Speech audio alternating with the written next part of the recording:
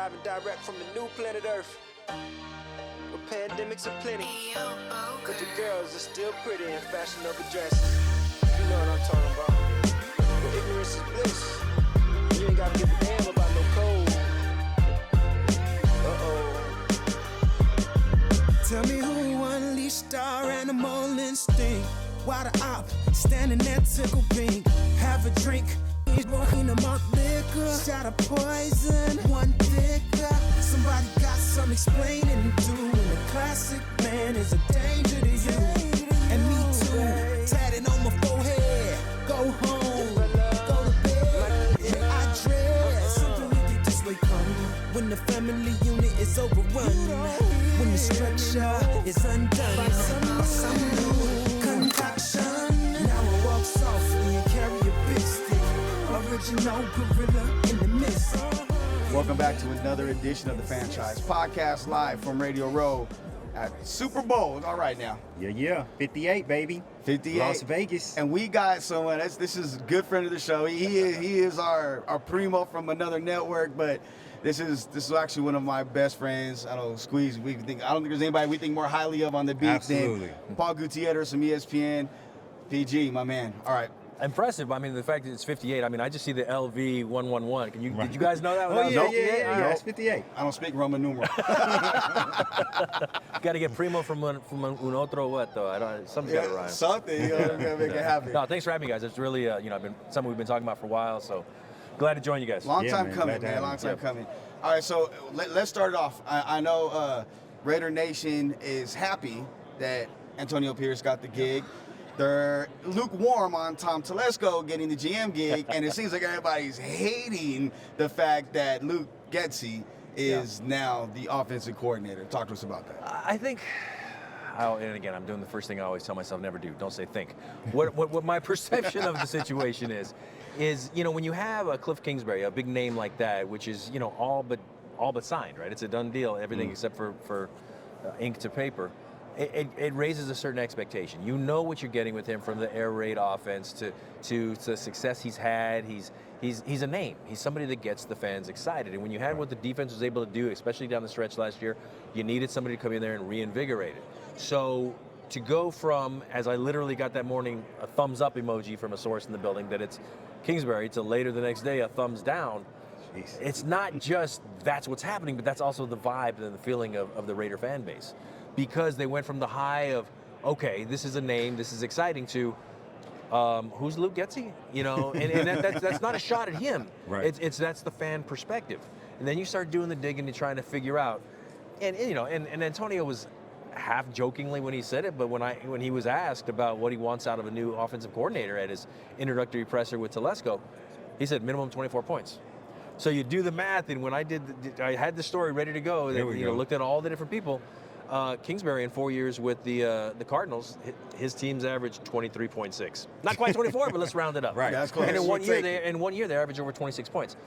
Getsy, they didn't do that in Chicago. I think the highest average was 22. But one thing they did do really well that they wanted is to run the game, the running game, and to set up the play action pass. And they ran the heck out of the ball.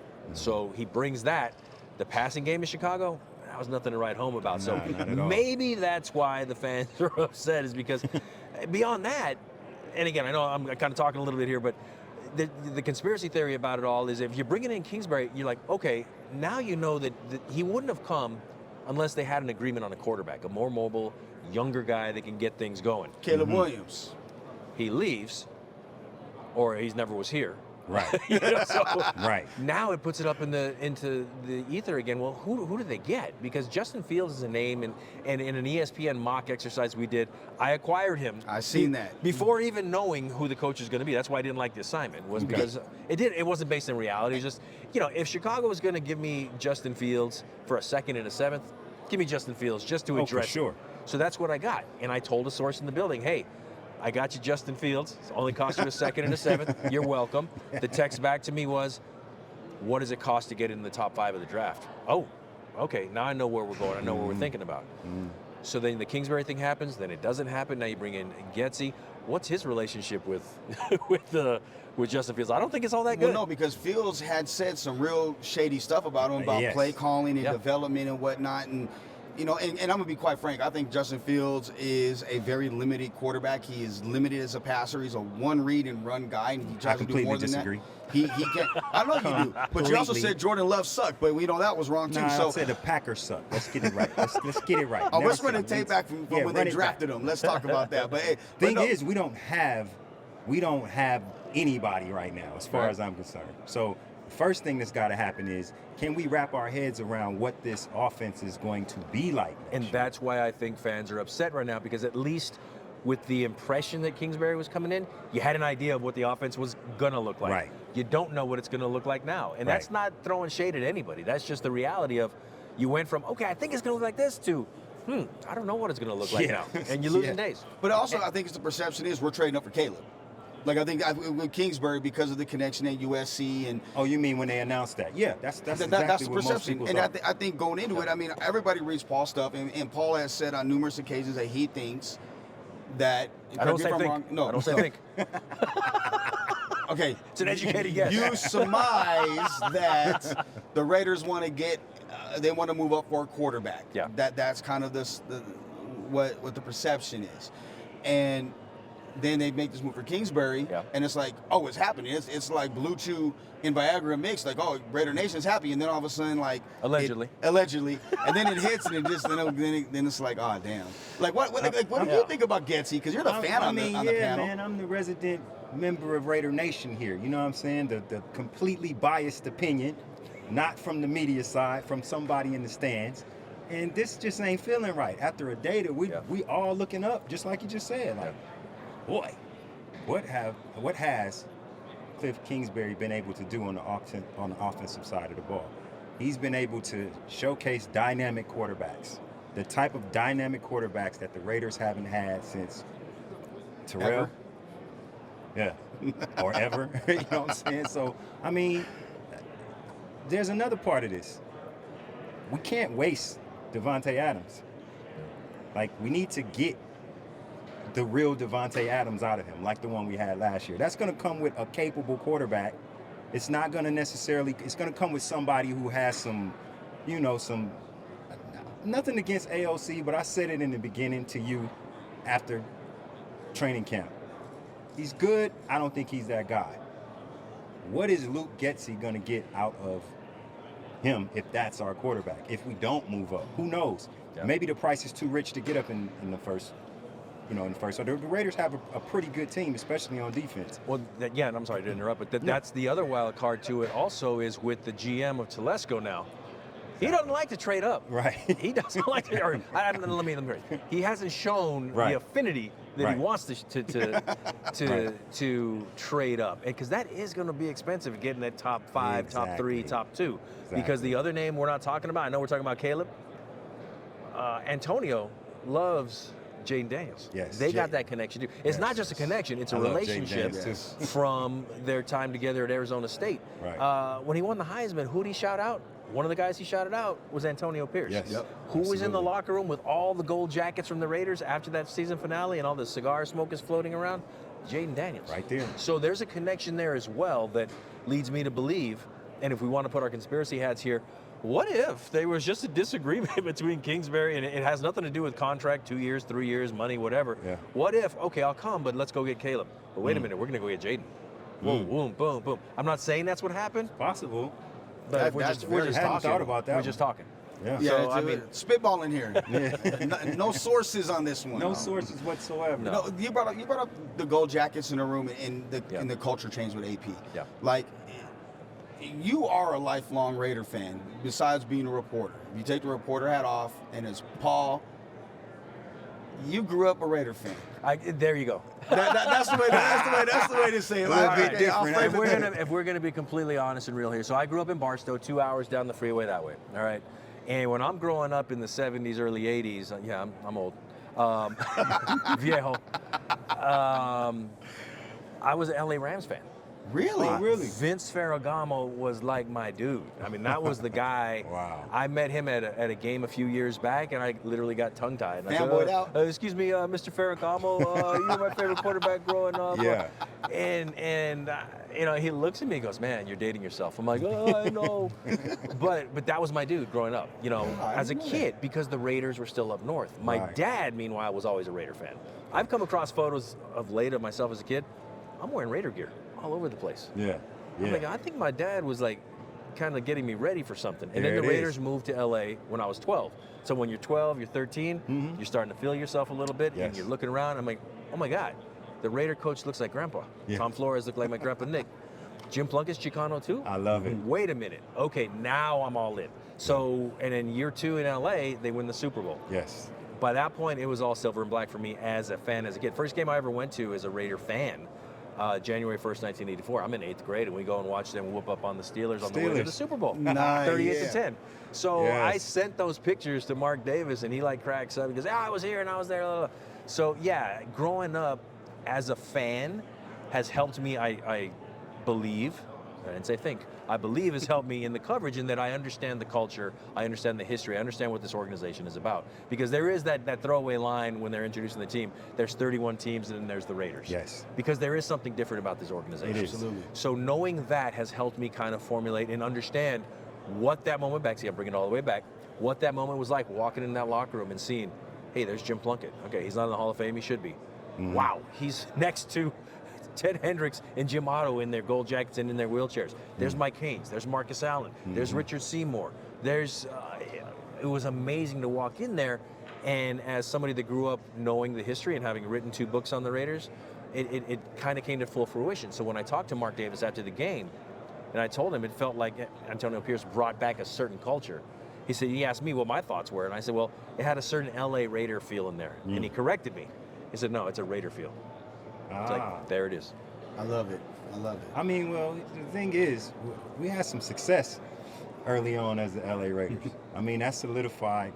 I think, you know, we heard Tonio talk about 40 the whole years. Yeah, it's been a long It's been time. 40. It's What's been that gift? a long That meme time. of the lady from the Titanic. It's been 86 years. It's been 40 years for the Raiders since they won a Super Bowl. Exactly, man. And Exactly. you know, they've only been to one since. Right. So yeah, there is a need to not only pay tribute to the history and the heritage, but you got to build onto it with something positive. So when Antonio was able to, it was a masterclass when Antonio and Champ did that last day, in terms of, because that stuff matters to Mark. Of course, winning matters above all.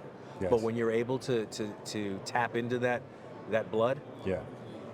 that's just the icing on top of everything else. Agreed. I'm glad Could you- Champ stayed on. I am too. Yeah. I am too. Could you see, I mean, it's not necessarily what the Raiders have been in the past, but got a pretty damn good defense right now. Could you see, in case moving up is too expensive, them embracing that and building around that defense? adding to Absolutely, it? absolutely. I was actually told that too by another source in the building, that if they're not able to get that quarterback, and if one of their guys isn't there at 13, he won't be. Right. Why would you use 13 on a Bo Nix if you don't think he's really your guy? Agreed. Antonio being a defensive-minded guy, who's the top defensive tackle there? Because There you go. they got 3 defensive tackles that are going to be free agents. Yes. And if you don't bring back Bilal Nichols, then you got to go get some monster to occupy space, to free up Max, to free up Malcolm Kuntz. And everybody forgets that Tyree, how well Tyree was playing down the stretch. Yes. Yeah. There was kind of He a turned weird that corner a little bit at the But end. he got healthy. I think coming into the year, You knew that he wasn't gonna contribute a lot right away anyway. yeah, because he had to have a separate foot surgery after the draft to fix some things. So that's why there was a delay in the whole time off, and then it takes a while to get yourself into shape. That's why we're talking about bus in the nation. I'm like, guys, chill out. Like, it's it's a marathon, not a sprint. Right. And Tyree at the end of the year, I mean, if you look at the numbers, correct me if I'm wrong, and you may want to fact check this, his numbers in Khalil Max were very similar rookie year wise. half a sack less. Really? Yes. 3.5 sacks for Tyree, 4 sacks for. Wow. Now that's not comparing anything. That's apples and right. toasters, right? Right. For Apples sure. and toasters. It's two totally different things. Right. But what I saw happen was the year before, because remember, he wasn't expected to contribute that much early on anyway, because Right. Chandler Jones was supposed to lock down this Exactly. side and Max the other. Well, Chandler had his issues, and he was no longer part of the picture. So then they had to rush him back to contribute. So then who started really doing well towards the end? Malcolm. Kuntz. Coates. Yeah. I saw the same thing last year that had happened the year prior. When Chandler started playing well towards the end of the year before, when did that happen? When Tillery came in and started occupying guys next to him inside. Last year, what happened? When they started moving Tyree inside, there were games when he's literally standing. This big monster is standing over the center. Absolutely. Yeah, that's some Pop Warner football. And it's freeing up other guys along the line. Right. So when he's playing better and he's becoming an actual threat in the interior, Yes. that's freeing up Malcolm. That's freeing up, because Max is going to get his regardless. Period. Yeah. But that freed up Malcolm. So they found some sort of formula there. That was interesting to me about the whole thing was the defense turned a corner after Josh McDaniels was gone. Yes. Josh had nothing to do with the defense. So, Sure so didn't. what happened? I think one could surmise that Graham felt like, this is what I'm just gonna do. Hey, I'm coaching for my job. Yep. I'm gonna let him hang and just go at it. Yeah. At the end of the day, I mean, and you can't. I feel like there was just such a lift once that move was made for everybody, just psychologically. That I felt like guys just wanted to play now. They wanted to play for Antonio. They wanted to play for the organization, and it just felt like a drag before that. You know what else happened? Jack Jones came. Yeah. Jack came in. I think getting Jack and knowing Jack since his Long Beach Poly days. Like, lightning rod. And not only lightning rod, but he can really play. Yes, he can. And if it wasn't for some of the stuff that happened in college and whatnot, Right. you're looking at a day 1 or day 2 pick in a draft, and you get him Right. off the waiver wire because Belichick fell out of favor with them. I mean, that's like getting a free draft pick. Yeah, for you. real talk. But Jack also, when he first got there, he acknowledged that he wasn't doing things to hold up his end of the bargain either. But True. he needed to also pay back Antonio for trusting in him. Right. So we'll see how that relationship, again, a strong relationship between those two guys that goes back to high school. Right. So we'll see how that all goes out. But I'm with you on that. I mean, he was a playmaker at cornerback after Marcus Peters was not. Exactly. And they did the right There thing was. by releasing him. Yeah, They did. for sure. All right, so we're here for the Super Bowl, and I have a question for you, because we got two-team Terry to your left. Okay. Not according to his cap. His cap Hey, tells man. me all I but need to know. Come on, man. Hey, but he's Come on. Mr. Hey. You got to be where you are. You know what I'm saying? Right now, I'm in Las Vegas. We're doing this like we're doing it. You know We're what going to wait till later on. in the Richard week. Pryor said, I'm going to be where I'm at. That's it. That's Who are it. you going to believe? You or your lying eyes? Me or your lying eyes? Yeah, I see your hat. Come on, man. So Come let me on, ask man. you, Yeah. and it's a debate that we're starting to see because the Chiefs are at the Raiders facility, 49ers are at UNLV's facility. Yeah.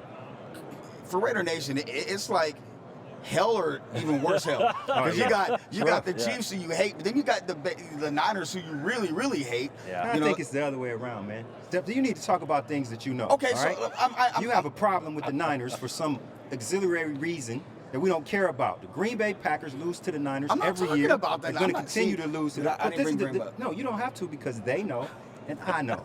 This is what you do. And I apparently just learned. Right, yeah, there you go. Right now we have a common enemy, and the common enemy is right now they could be at our facility poisoning things. It could be messing up the water supply. You don't want Taylor Swift inside of the damn facility, man. That's not what we want. Man, you need to shake That's it what off. we're dealing with right now. Can you be a Niner come fan and a Raider fan, Paul? I think it's more doable now since they no longer occupy the same space. There it is.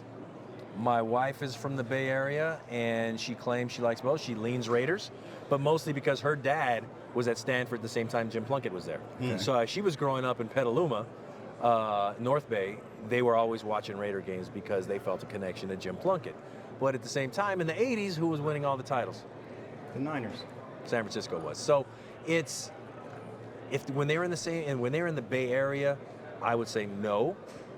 But I also don't believe that a grown man over the age of 40 should be wearing another man's jersey either. But that's just me. I mean, hey. Unless it's a throwback. If it's a throwback to when you're a kid, I'll walk. Give me a Ferragamo jersey, man. Now I know what to get you for Christmas. Yeah. For real. That would be a man. franchise I'm gift. joking. All right. But yeah. I mean, I don't know. I mean, Man, look, this Yes. started. Come No. on, you remember these days? It's the LA Coliseum. yeah. What? Early 80s, late 70s. Ronnie Lott, Marcus Allen. Yeah. Those I were know the that's first right. football games that I remember. I went wherever those guys was going. I wouldn't have cared if they was going to Egypt. I was going with them too. Those was the first people that I remember playing professional football They've been two of my favorite players since. You know, it still drives me crazy that Marcus ended up going to the Chiefs. Yeah. Joe ended up going to the Chiefs. That bothers me. But that's why the Niners going to whoop on them in a couple of days. So, two-team Terry, ladies and gents. Well, trivia, which team did Tom Flores win his first Super Bowl ring with? Niners. Chiefs. Chiefs? He was Len Dawson's backup, Super Bowl 4. Good Lord. I did not know that. Yeah. Like you bring and one thing you and I talk about privately is we talk about our Chicano heritage and everything. And one of the things that I found out later, like midway through the series, that Mayans was on with you. Yeah. Or you like Mayans. And my question is, like, when did you like the ending? Did I like the ending? Yeah, I mean, we can't spoil it now. I mean, like the way Easy went out, did you like?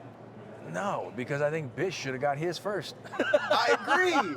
Bish, it was one of those few times when I was like, they did a good job of making guys lovable and hateable from episode to episode, where every one of those guys you hated at one point or the other, including Angel. Angel, I hated at the beginning. At the end, I was like, oh, he's one of my favorite guys. Right, and then I got a lot of friends back in Barstow that I'm like, are you guys really? Mines isn't real, but are you guys like trying to be audition for the Mines? You got your cuts and everything else. No, it was one of those shows where I just felt like you kind of had to represent, so to speak. But then it was just a damn good show, regardless. But I did not like the ending, but I think that's the only way it had to go. I don't know. I thought at the end, like how they, and then they all get blasted at the end anyway. They're sitting in the clubhouse after they kill Easy, who's like who basically bull-guarded is outsmarted everybody's way to the top. And then ATF runs in and blasts up the whole room. That's the end of the show? That's how that ended. He tried to get me on it so many times, and I watched and fell off. Fell off. Now, they're making another, it looks like, I guess they're coming out with another Sons of Anarchy, but that, I guess, Jax was in a coma or something, or it was a dream when he got killed, and they're going to pick up at some point. Huh. Did you hear about that? No. And it's funny, because I watched Mayans, but I never watched Sons. Really? So, yeah. So I just knew. Spin-off, yeah. Okay, got it. Yeah. The same way that, like, Laverne and Shirley was a spin-off of Happy Days. Got it. Mork and Mindy, spin-off of Happy Days. Yes. Do you know that? Damn, really? Yeah. Mork time travel, man. He was all over the place. He was taking it with the Fonz. Yes. I remember, see? Wow, He I and the didn't know Fonz, that. in Milwaukee. See, it's his Packard See, connection. well, that's where I was born. I was raised in Southern California. I was still born there. They actually have a statue on Waterfront of Henry Winkler going, hey. For real? Yeah, and it doesn't look anything like him. It's the worst my statue God. ever. I mean, that is one of the worst places in the world. Why would you say? Hey, they treated your music well. Hey, man, I'm just talking about for sports. You know what I'm saying? I don't like none of them teams there. That's all. And plus, I got this guy next to me constantly with all of this cheese stuff in my ears. Just, boy. Like Paul, like I say this to you, and I tell you this all the time when we talk, which somewhat frequently. You know, you're the best at covering the Raiders. You're the longest tenured member of the media covering the Raiders, from print and ESPN. Yeah. You were for a long while one of the only, if not the only, Latino doing it. Man, like, from me to you, like, I say you're a mentor, but you're more like you are like my primo. I love you, bro. I want to thank you for taking the time to come on, man. Thank you. No, it's my pleasure, man. We've been talking about doing it for a minute, so Yeah, I'm glad we were able to make it happen. And to do it at the Super Bowl in Las Vegas, the whole thing is just mind-blowing. So thank you. Thanks, guys.